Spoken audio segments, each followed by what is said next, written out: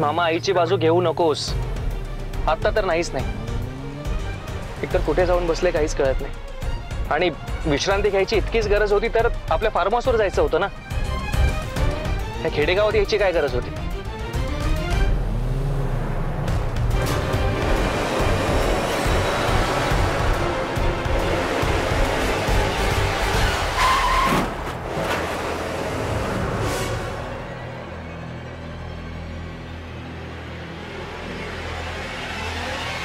आई ग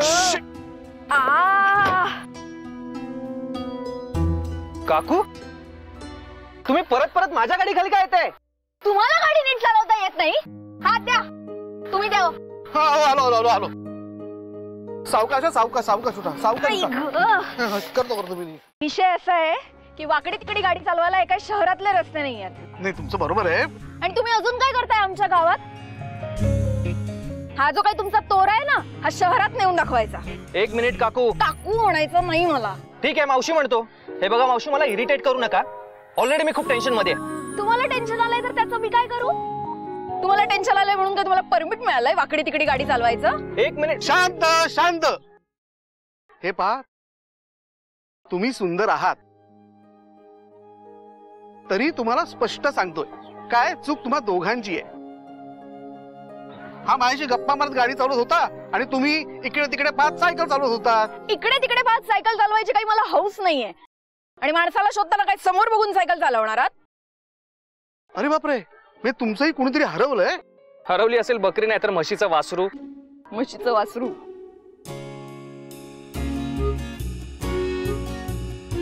मामा, आपल्याला काय करायचंय? का थांबलोय आपण इथे? चल ना. काकू, त्या शहरात भेटलात, इथे गावात भेटलात, आता स्वर्गात भेटू नका. नाहीच भेटणार आहे, कारण विषय असा आहे ना की तुम्हाला कोणी स्वर्गात घेणारच नाही. खड्ड्यात गेला तुमचा विषय. मी नरकात जाणार आहे म्हणजे? तिथेही जरासा तोरा दाखवलात ना तर तिथेही कोणी घेणार नाही तुम्हाला. आलेत मोठे. तुम्ही या पुढच्या वेळेस गाडी समोर, ब्रेकच नाही दाबणार. चल मामा. अरे थांब रे जरा, एक मिनिट. हे पहा, काय गरज आहे? गावात ही एकटी नाहीये हिची मदत घ्यायला. आपण शोधू आपलं. ठीक आहे. तसंही खाली पडलेल्या माणसाला साधा हात देण्याची माणुसकी ज्या माणसाकडे नाही ना, त्याची मदत करायची माझी इच्छाच नाही. वा बाजूला. अहो अहो, चल. अरे मामा चल. अरे मामा चल. नंबर घ्यायचा राहिला.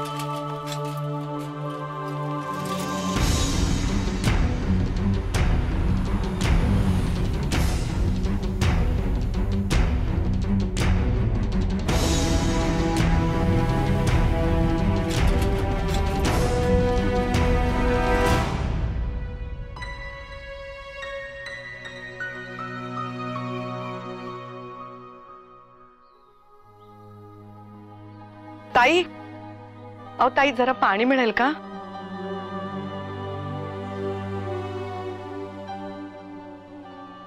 धन्यवाद ताई.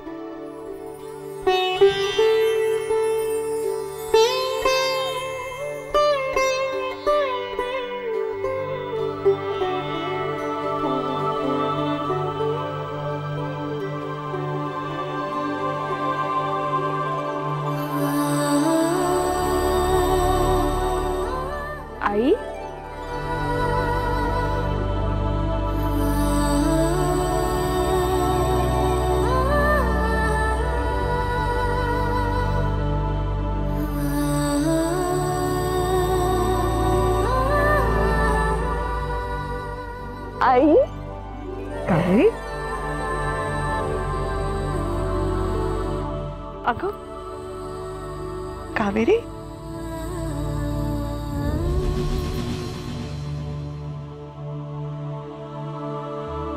काय ग काय झालं? सॉरी, मला वाटलं आई. Sorry sorry sorry. हे घर आमचं आहे, म्हणजे मी आणि तात्या आई इथे राहायचो.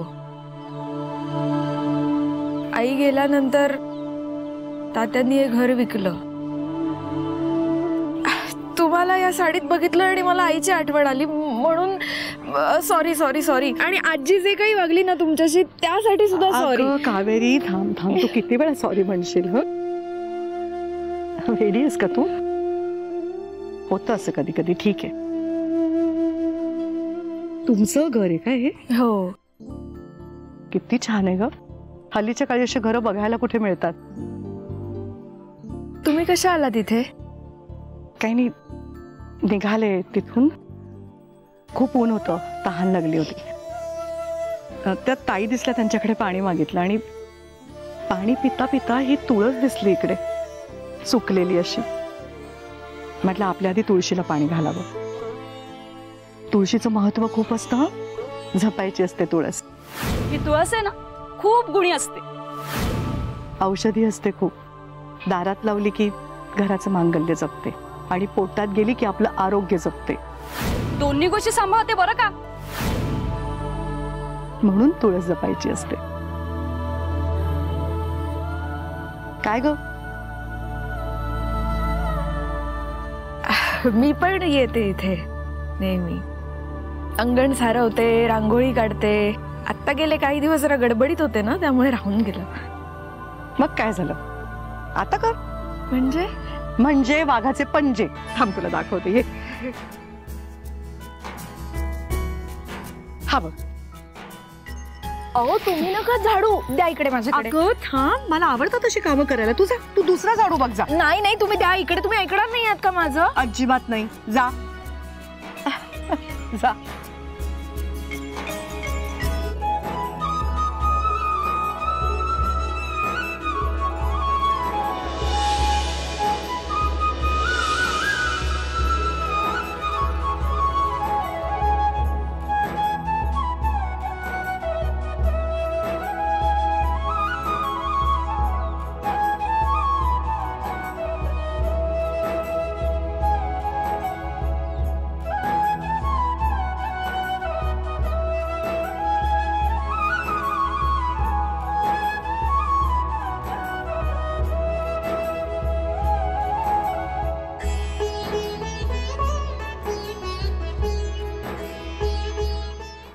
दमला असाल तुम्ही. अगं राहू दे, आराम करा आता. अगं मी कसला आराम करते. निघाले तिथून. आता आपण मस्त रांगोळी काढूया रांगोळी आणि तोरणही लावूया. पण फुलं कुठून आणायची? ते तू माझ्यावर सोड.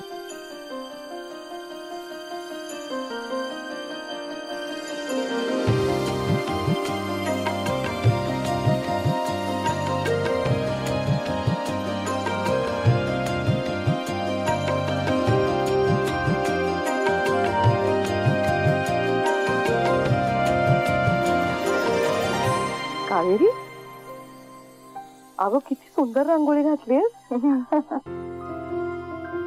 हे बघ. अरे वा, एवढी फुलं कुठून आणलीस? आणली पलीकडच्या बागेत ना. कोणी ओरडलं नाही? लहानपणी आता आंबळायत एक एक आंबा आणायचे हळूच. खूप मज्जा आली आज. म्हणजे तुम्ही खूप छुपाडली. खरं सांगू कावेरी, मलाही खूप मज्जा आली. खूप बरं वाटलं. मलाही माझ्या आईच्या आठवणी आल्या. अजूनही आठवते. कित्येक गोष्टींचा हट्ट करत आईचा पदर धरून आईच्या मागे पळायचे मी. तुला माहितीये, माझी आई ना मला शेण हवंय अंगण सारवायला म्हणून किती लांब पर्यंत पेटाळायची. माहितीये मला. तुला कसं माहित? कारण माझी आई पण मला असं पिटाळायची. लहानपणी खूप खोडकर होते हं मी. खरंच आईने अंगण सारवलं रे सारवलं की मी त्यावर कोंबडी किंवा मांजर सोडायचे. आई इतकी रागवायची, धावत यायची, मग तिची पावलं पण उमटायची ना, मग आई आणखीन रागवायची, यायची मला झपाटा द्यायला, मग पळून जायचे, दूध टोकायचे, संध्याकाळपर्यंत घरी फिरकायचेच नाही, लपून बसायचे. मग रात्र झाली, जेवायची वेळ झाली की हळू लपत छपत यायचे घरी. भूक लागलेली असायची ना, मग काय जेवता जेवता स्वीट डिश म्हणून 1-2 धपाटे नक्की मिळायचे. बापरे, वाटत नाही मावशी तुम्ही एवढ्या खोडकर असाल असं. एक सांगू मावशी, तुम्हाला मावशी म्हटलं तर चालेल ना? नाही चालणार. बर, म्हणजे काय, मावशी म्हणून आपलंसं करायचं आणि आहो जाऊ म्हणून परक करायचं, मला नाही चालणार असं तळ्यात मळ्यात. हा, आता मावशी म्हणता अगं मावशी, ए मावशी असं म्हणालीस तर. बर मावशी. एक सांगू, तुला असं रांगोळी काढताना, हार बनवताना, अंगण साफ करताना बघून ना खूप छान वाटलं. मलाही खूप छान वाटलं तो. काय ग, मधु मालती हे नाव आहे का तुझ्या घराचं? हो.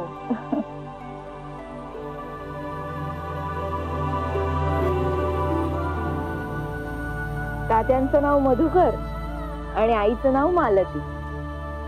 या दोघांचा हा छोटासा ताजमहालच, म्हणून प्रेमाने नाव दिलं मधुमालती. ह्या अंगणात ना आईच्या कितीतरी आठवणी आहेत, पण हे जे आत घर दिसतंय ना, त्यात आजही मला आई दिसते. काम करताना, माझी वेणीफणी करत गोष्टी सांगताना, स्वयंपाकघरात काम करत असताना झरोख्यातून येणाऱ्या उन्हात चुलीचा धूर मिसळायचा. किती छान वाटायचं सगळं. त्या तिथे ना झोका आहे, त्या झोपाळ्यावरही आईच्या कितीतरी आठवणी आहेत. पण कित्येक वर्ष झाली. दुधावरची तहान ताकावर भागवावी तशी मी येते, अंगणातल्या आईच्या आठवणी जगते आणि माझी परत जाते. उंबऱ्या पलीकडची आई कधी भेटतच नाही. वाटलं होतं एकदा मी हे घर विकत घेईन म्हणजे माझी आई मला परत सापडेल. पण कसलं काय,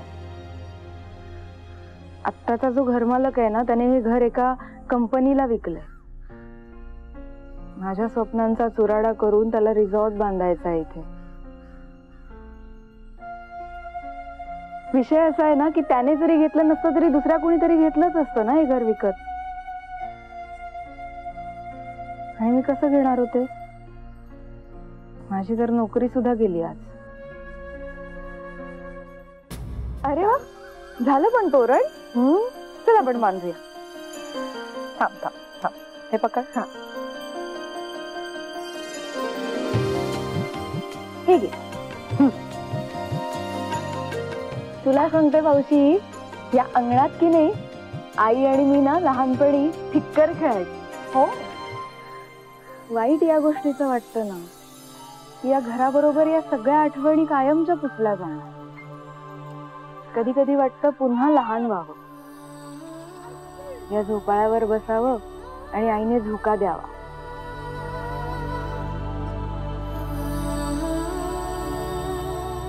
पण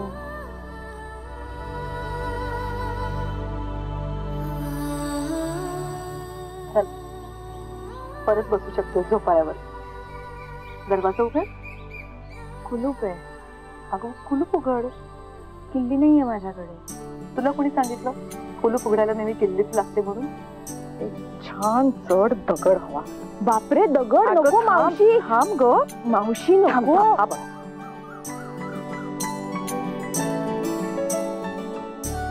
बापरे मावशी, दगड. अगं ऐक तर खरं, काही होत नाही. हळूहळू लागेल.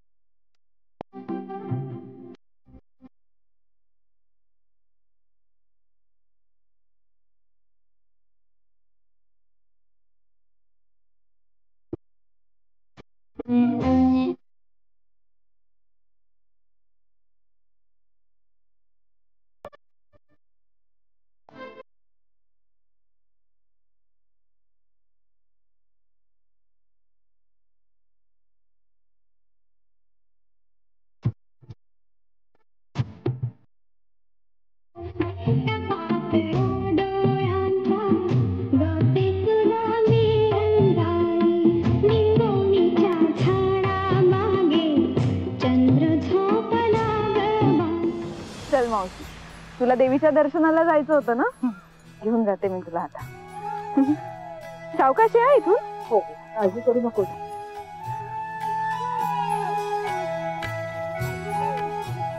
चालत चालत जाऊ आपण आता पटकन. चालत चालत का? सायकल असताना चालत जायचं? मग कसं जायचं? Double seat. डबल सीट घेता येईल ना तुला? चल जाऊ. चल नीट बस पण तू. थांब आधी मी बसते. सावकाश बस बस. बसली? हो बसली तर व्यवस्थित जाऊ ना. हो चल चल. Breaking news. आत्ताच हाती आलेल्या सूत्रानुसार माहेरचा चहा या सुप्रसिद्ध कॅफे चॅनच्या सर्वेसर्वा रत्नमाला मोहिते कुणालाही न सांगता घर सोडून निघून गेल्या आहेत. आता त्या खरंच घर सोडून निघून गेल्या आहेत की कोणी त्यांना बेपत्ता केले? काय झालं असेल नक्की?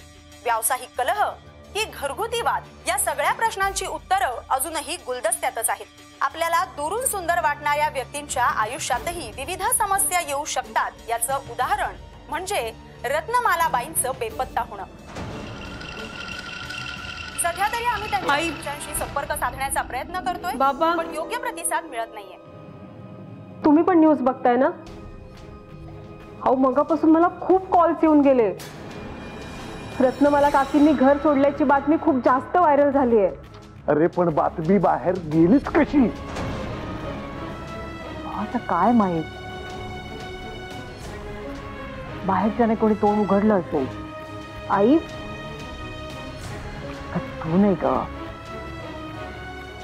झालं आता या राजवर्धनला चिडायचं आणखीन एक निमित्त सापडलं.